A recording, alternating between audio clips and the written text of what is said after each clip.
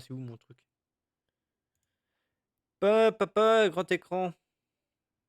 Tac. Trop de bordel dans ce bureau là. Alors, la tier list du nouveau mode Harry Potter Magic Magnet.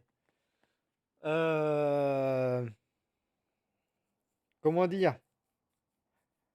Il y en a qui sont très très forts et il y en a c'est vraiment à chier et donc on va voir un peu ce que bah, quelles cartes sont très fortes et enfin quels échos sont très forts et quel écho vaut mieux éviter de tomber dessus quoi. Tu cherches un dentiste? Oui, je cherche un dentiste. Comment tu sais ça, toi? Comment tu sais ça? J'ai une rage de dents, en fait. Ça fait 3 jours que j'ai une rage de dents. Je cache bien mon jeu, je sais, mais putain, premier onglet. Ah bah bravo! Ah bah bravo! On regarde les choses. Ah bah merci, hein. Attends. Ah, l'espionne, toi! L'espionne! Elle a les yeux partout! Heureusement que j'ai pas de trucs compromettants, hein, parce que sinon j'aurais été dedans, là.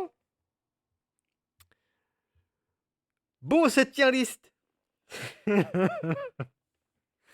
Cette tier list, on va commencer par le commencement, hein.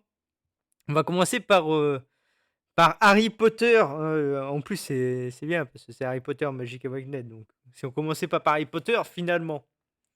Alors, Harry Potter, bon, mauvais, est-ce qu'il est à chier? Ou est-ce que, bah, finalement, ça va? Bon, en tout cas, il est pas exceptionnel, hein, Harry Potter. C'est pas un S tier, ça, c'est sûr. Désolé, hein, même si c'est le héros du film, dans le jeu, c'est différent. Il domine pas tous les champs de bataille. Donc Estier, non, pas, non.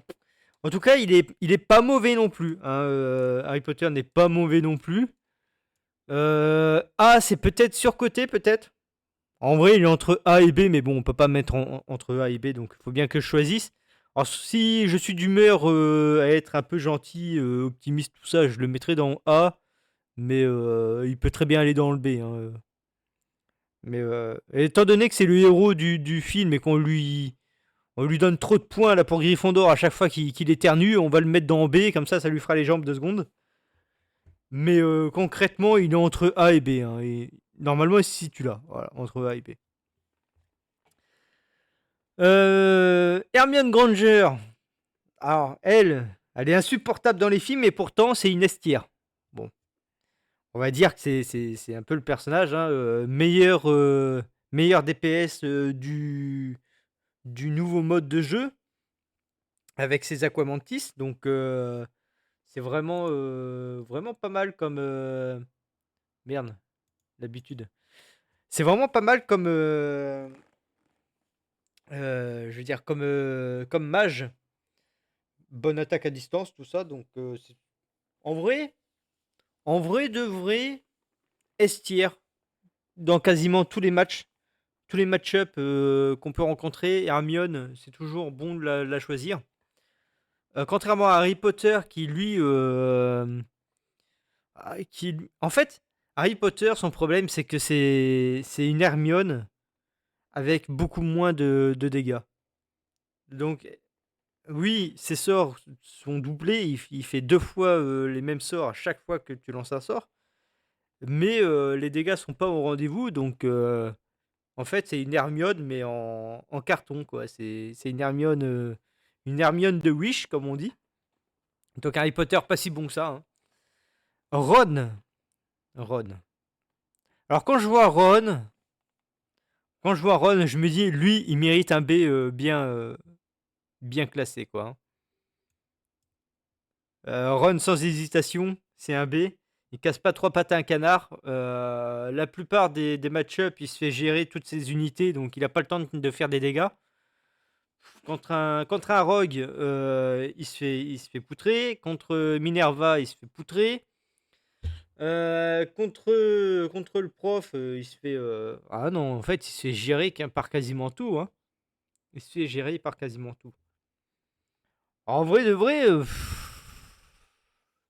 c'est limite si je le mettrais pas un C, hein. Il a vraiment des mauvais match-up. Alors quand on a Quand on a la chance d'avoir un ennemi en face qui maîtrise pas trop son personnage, Ron, ça peut le faire. Il peut aller sur un B. Mais si en face, vous avez quelqu'un qui est plutôt doué, bah, s'il est plutôt doué, c'est c'est pas trop ça, quoi, hein. Oh, ça commence direct par le plus intéressant. Bah oui, Verdo, direct, hein, on change pas une équipe qui gagne, hein. On a encore un rush à faire, nous, hein. Si jamais tu veux des précisions sur le Hermione Granger et Harry Potter que j'ai mis, n'hésite pas à me le dire, hein, je, je peux le redire, etc. Si jamais t'as loupé le tout début. En vrai, Ron B, A Harry Potter, à la limite. On peut faire comme ça. Drago Malfoy. Alors Drago, c'est un petit A. Non, en fait, Harry Potter, je vais finir par le mettre un B, hein. J'arrive pas à me décider. Ouais, parce que Harry Potter, face à Drago, quand même, il fait plus mal, hein. Donc Harry Potter, il va aller en B. Alors Drago, c'est un A. En fait, c'est un... Oh, je sais que ça va être énormément critiqué, le fait que je mette Drago Malfoy en A, mais c'est parce que la plupart des gens ne savent pas le jouer. La plupart des gens ne savent pas jouer, pourquoi? Parce que la plupart des gens le jouent comme on jouerait en PVP. C'est-à-dire, on met les trois gangs de Malfoy, et hop, vous mettez un sort de glace, là, tu sais, Glacius Maxima, et vous espérez que ça passe. Le problème, c'est que ça fait quasiment pas de dégâts au boss, et en plus de ça, ça coûte largement trop de mana. J'ai des screens où je fais le plus de dégâts en partie victorieuse avec Drago Malfoy. Alors comment on explique ça? Eh bien tout simplement parce que Drago Malfoy, quand il est bien joué, il est totalement différent. Il faut savoir que la particularité de Drago Malfoy, dans ce mode de jeu particulièrement, c'est qu'à chaque fois que l'adversaire subit ne serait-ce qu'un seul dégât par un sort, alors les gangs se retrouvent boostés et healés. Donc non seulement il se heal, non seulement il se booste en vitesse et en vitesse d'attaque, etc. Ce qui fait qu'il décroche le rang A. Et honnêtement, si tout le monde le jouait bien comme ça, il n'y aurait plus de doute à son sujet. Malheureusement, les gens n'ont pas encore appris à jouer comme ça. Donc ça fait partie des trucs et astuces qu'on verra tout à l'heure, hein. On prendra la peine de regarder les decks et bah, tout simplement, je vous explique comment on le joue efficacement. Du moins le plus efficacement possible. Donc voilà, Drago Malfoy, il faut vraiment pas le sous-estimer.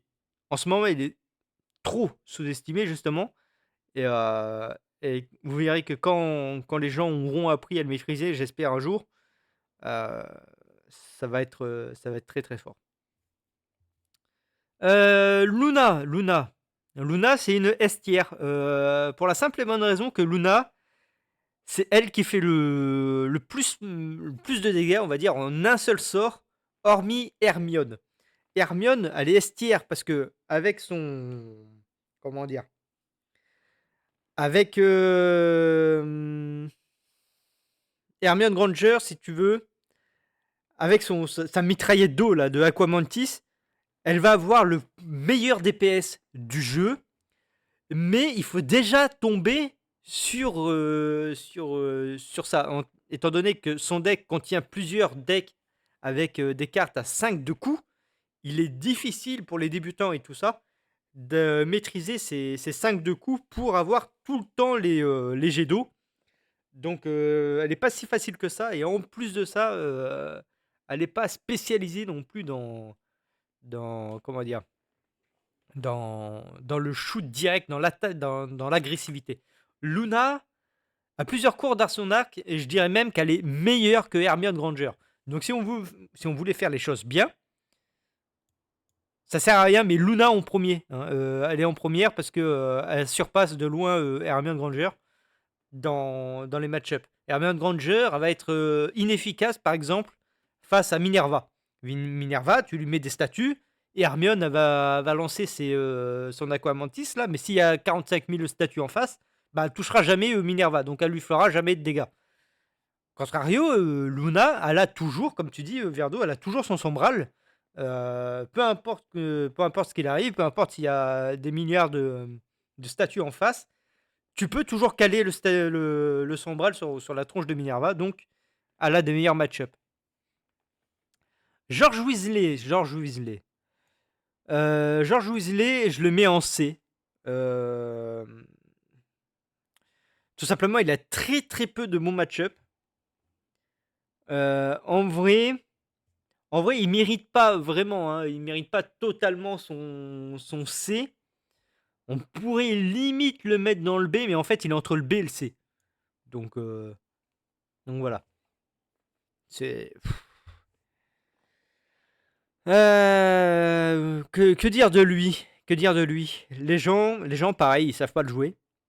Mais même en étant bien joué, je trouve qu'il est pas si efficace que ça. Il n'a pas assez de dégâts par seconde, il n'a pas assez de DPS, il n'a pas assez de.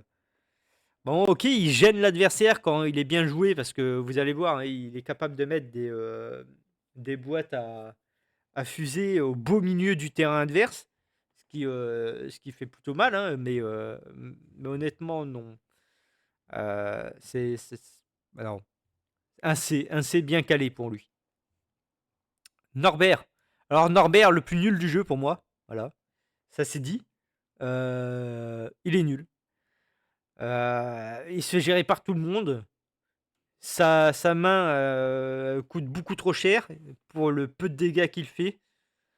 C'est une horreur. Norbert voilà, c'est le plus nul du mode de jeu. Alors pour autant, il y a des astuces, hein, pour avoir un peu plus de dégâts. Il se joue d'une certaine manière. Mais concrètement, il n'y a rien qui change par rapport à un PVP classique. Toutes les 3 cartes, vous avez une carte à 0. Bon, il n'y a pas spécialement d'avantage non plus par rapport aux autres échos. Il y a pas. Non, Norbert, vraiment, c'est le plus nul, il n'y a rien à dire dessus. Mis à part les trucs astuces que je vous dirai plus tard. Neville Londuba. Alors, Neville, il n'est pas à chier non plus, hein. Il a quand même un bouclier voilà, qui est efficace. Son attaque spéciale, l'épée de Gryffondor, fait 600 de dégâts. C'est pas des dégâts dégueulasses, hein, c'est franchement pas mauvais, hein, comme en termes de dégâts. En plus, tu peux casser plusieurs clones en même temps, genre je pense le clone de Rogue ou les clones de Dumbledore. Donc en vrai, un B, ouais, un B bien mérité. Un B bien mérité, et je dirais même que c'est le premier B parce que c'est le meilleur de la liste. Avant Ron, qui est dernier, et avant Harry Potter, qui est deuxième. Et Dobby. Alors Dobby, directement, c'est un estière. Voilà, un estière. Et je le mettrais même avant Hermione Granger. Alors même s'il fait moins de dégâts, pourquoi je le mets avant Hermione? Tout simplement parce que lui, il va pouvoir protéger et faire des choses là où Hermione ne peut pas le faire. Hermione face à, comment dire, à un Sectum Sempra de Rogue, c'est simple, elle se fait éclater. Dobby, lui, c'est différent. Dobby, il met un bouclier avec une téléportation, donc seulement à 3 coups de mana. En plus de ça, il soigne à l'intérieur. Et donc, Sectum Sempra, c'est comme une balle en mousse, ça rebondit sur son bouclier, on n'en parle plus. Il y a pas mieux, en fait, contre Rogue que Dobby. Et en plus de ça, j'ai envie de dire, elle peut gérer Minerva avec les petits, comment dire, avec tout simplement les tout petits, les spectres à chaque téléportation. Il peut un peu contrôler le board, donc il peut un peu. Il a pas un mauvais match-up face à Minerva, mais c'est pas son meilleur match-up non plus. Mais il peut faire des choses, voilà. Il peut faire des choses là où Hermione Granger, s'il y a des trucs, elle peut rien faire tout court. Donc elle est devant. Mais ça, on verra toutes les astuces avec Dobby. Et maintenant, bah, on n'a plus qu'à lancer sur les profs. Alors les profs, hein, théoriquement, il n'y en a aucun qui va aller dans le C. Même si pour moi, il y a quand même Minerva qui va aller dans le B, hein. Minerva va dans le B. Hop là. Je vais vous expliquer pourquoi. Je sais qu'il y en a énormément. Vous croisez énormément de Minerva. Je sais qu'elle est appréciée. Mais comparé à Albus, comparé à Flitwick et comparé à Rogue, bah, c'est la plus nulle de tous les échos. Pour la simple et bonne raison que Minerva, elle a une seule stratégie. C'est les statues et ses Glacius. Le reste, elle n'est pas efficace, elle n'est pas optimisée pour quoi que ce soit d'autre. Donc, elle est facilement contrable, si vous voulez. Là, on n'a que 3 jours dans le jeu. Les gens se mangent encore des. Comment dire, tout simplement des Glacius Maxima dans la tronche, etc. Mais déjà, ça coûte très cher. En plus de ça, si vous tombez sur un deck DPS, c'est emmerdant. Si vous avez une très bonne team en face, c'est emmerdant. Donc il faut savoir que les gens qui sont habitués au mode de jeu, Minerva, c'est le cadet de leurs soucis. Moi, quand je me bats contre Minerva, je me fais quasiment jamais toucher par un Glacius. À chaque fois, genre hier, chaque fois qu'on a joué contre une Minerva, c'est limite si j'étais le dernier à être touché par un Glacius. Donc honnêtement, Minerva, lent et unique stratégie, elle a pas de... Non, franchement, c'est la plus nulle. C'est un B, voire C, hein. Je vais pas mettre C parce que quand même, on n'a pas, c'est pas l'apothéose, c'est pas la catastrophe de Norbert et de Georges. Donc voilà, elle est quand même jouable. Donc un B. Flitwick, pas besoin de le présenter. Flitwick, ultra cheaté. Tout simplement, Flitwick ultra cheaté. Peu importe ce que vous faisiez, vous gagnez. Et pourtant, c'est pas optimisé. Voilà. C'est pas optimisé pourquoi? Parce que Flitwick, vous le jouez et vous supposez que ça passe. Parce que de toute manière, il est cheaté. Si demain il est nerfé, qu'est-ce qui se passe pour vous? Vous ne gagnerez plus, tout simplement. Et vous direz, bah, Flitwick, c'est de la merde. Et non. Et non. Aujourd'hui, un simple Dobby peut counter un Flitwick. S'il est bien joué, Dobby counter le Flitwick et peut gagner à condition que la team à côté, bah, c'est pas des zigotos en panne et épices et qui jouent bien également.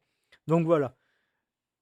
En vrai de vrai, Flitwick, vous mettez Dobby en face. Dobby, à chaque fois que Flitwick va faire son attaque magique avec ses milliards de petites boules, Dobby, il se téléporte pas tout sur la map. Il fait 5 petits fantômes. Tous les points magiques vont aller sur les fantômes. Ça va faire des dégâts à Flitwick. Et en plus de ça, ça va protéger tous vos alliés. Flitwick ne sert plus à rien. À part si vous savez jouer Flitwick. Et ça, c'est le cadet. Enfin, c'est pas beaucoup en fait savent jouer Flitwick. Parce qu'ils font qu'une seule chose, c'est de spam la même chose. Mais vous verrez, je vais vous expliquer comment bien jouer Flitwick et counter un peu ce Dobby. Voilà, parce que si en face vous avez un Dobby qui sait jouer, qui sait counter Flitwick, vous ne gagnerez pas. À condition que ces 2 maîtres savent jouer également. Voilà, parce qu'il ne faut pas déconner. Faut pas déconner. Flitwick est quand même cheaté.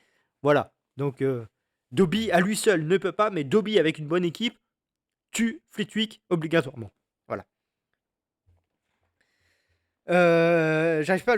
Personne n'utilise le multiplicateur de Wick, ça en fout. Mais oui. Mais en fait, moi, je vais vous expliquer. J'ai un pattern, ok. Il y a le pattern le plus optimum possible qu'on puisse avoir avec Flitwick. J'ai eu sur mon terrain tellement de petits piafroses que je pouvais même plus en poser. C'est dire. C'est dire. Et ça, les gens c'est pareil, ils savent pas. Ils ne savent pas. Ils ne savent pas le jouer.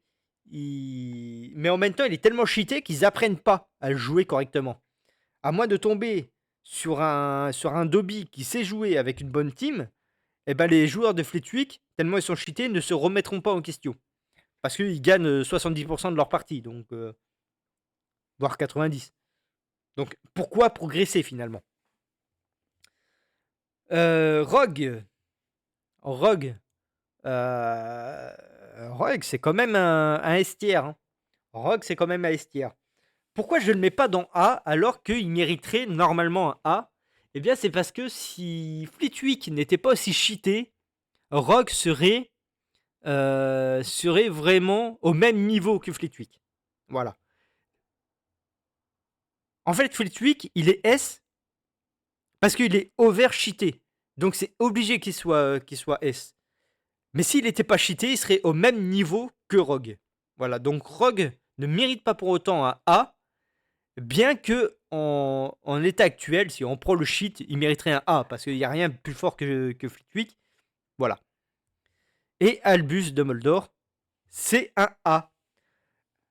Tout simplement parce que Albus, il est très fort, mais pas autant que Rogue. Et aussi, il faut savoir, il faut avoir une certaine maîtrise. Donc voilà, ça c'est euh, c'est tout simplement la tier list la plus optimum possible. Sur quoi je me base? Sur quoi je me base pour dire tout ça? Il te faut une catégorie hors catégorie. Ouais, ouais, mais c'est vrai, hein. C'est vrai, c'est cheaté. C'est cheaté. Rock, faut savoir le jouer, donc pas S pour moi. Ah ouais? Pourtant, Rogue, même sans savoir le jouer, il y a des gens, ils lancent tout simplement Sectum Sempra et puis ils font un carnage avec, hein. Mais de toute façon, je te montrerai. Je montrerai. Le live est fait pour ça, hein. Il est là pour vous montrer aussi comment on joue les persos et tout, hein. Donc, vous inquiétez pas. C'est le stream, quoi. C'est comme ça. Tac. Alors, attendez, j'ai eu un message de ma femme. Je réponds sur mon téléphone. Comme ça, vous voyez pas l'écran parce que là, vous êtes sur mon écran. Vous n'avez pas exagéré non plus, hein. Bonne de voyeur.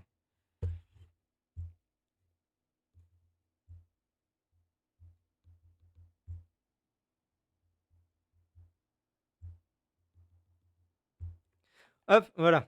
Alors, voyeur, nous. Ah, surtout toi, Bolio. Surtout toi. Ah, direct, la première chose que t'as vue, c'est tiens, tu recherches un dentiste. Surtout toi. Coucou Solving, comment est-ce que tu vas? Ça fait un bail. Euh, Qu'est-ce que j'allais dire? Ah oui, t'inquiète pas, Verdo. Je vais te présenter, hein, je vais te donner toutes les astuces pour bien jouer Rogue. Pareil pour Dumbledore, pareil. Sauf pour Minerva. Minerva, franchement, elle m'énerve. Elle m'énerve parce que je la trouve vraiment mauvaise, surcotée et en plus je l'aime pas. Voilà. Donc j'aime pas la jouer, j'aime pas son gameplay et j'aurais pas de conseils forcément là-dessus parce que je serais pas objectif. Donc c'est le seul conseil que je peux te donner, c'est que pour bien caler ton Glacius Maxima, le mieux c'est pas de mettre la chaîne, c'est de mettre un petit Glacius en premier parce qu'il est un peu boosté et qu'il ralentit tellement les joueurs que finalement c'est plus optimum de lancer un Glacius qu'une chaîne pour ensuite poser ton Glacius Maxima. Mais à part ça.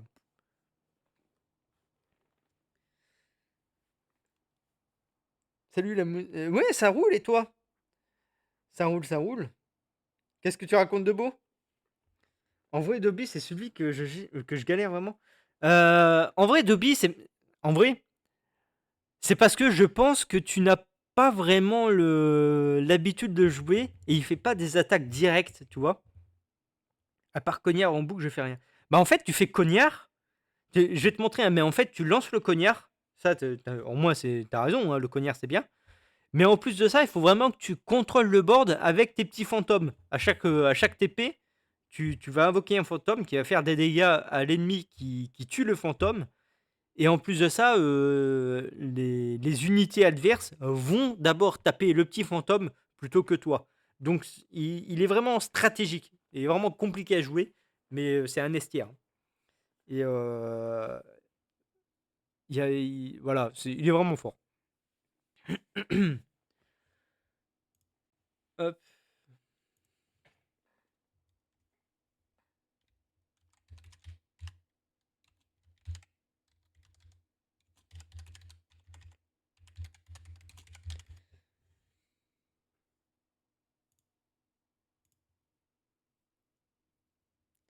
Hop là.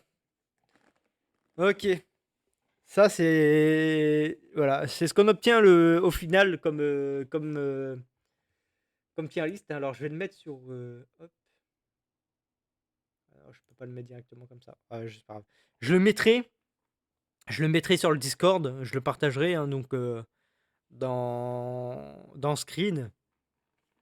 Vous n'hésiterez pas, hein, tout simplement à en prendre ou à sauvegarder sur votre téléphone si jamais vous le voulez. Bon, en tout cas, voilà, c'est ça que ça donne. C'est la tier list parfaite sur ça. Alors, sur quoi je me base? Parce que il faut avoir une certaine légitimité pour faire aussi cette tier list. Hein, c'est pas. Ça, oui. Ça, on va en parler parce que ne croyez pas non plus toutes les tier lists que vous voyez sur Internet. Renseignez-vous sur qui fait la tier list et depuis quand il joue. Voilà. Pour ma part, je joue depuis la version Taïwan. Donc, ce mode-là existait déjà en version Taïwan. J'ai pu tester en version Taïwan, bien que j'étais débutant. Et j'ai pas fait non plus la tier list le jour même où le jeu a lancé ce mode. J'ai bien farmé comme il fallait et j'ai eu le temps de bien cerner les personnages avec plus de 6 heures, je crois, non, plus de 5 heures de stream hier, plus hors stream hier, plus avant-hier aussi, où on faisait ça également.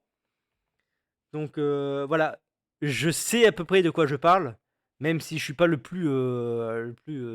on va dire, le plus objectif de l'univers, mais personne n'est le plus objectif de l'univers. Donc faites vraiment attention sur les tier lists en règle générale que vous voyez sur tel ou tel sort, parce que une personne va préférer le gameplay d'un personnage, donc il va le mettre davantage en A. Voilà, on peut jamais être à 100% objectif d'une tier list.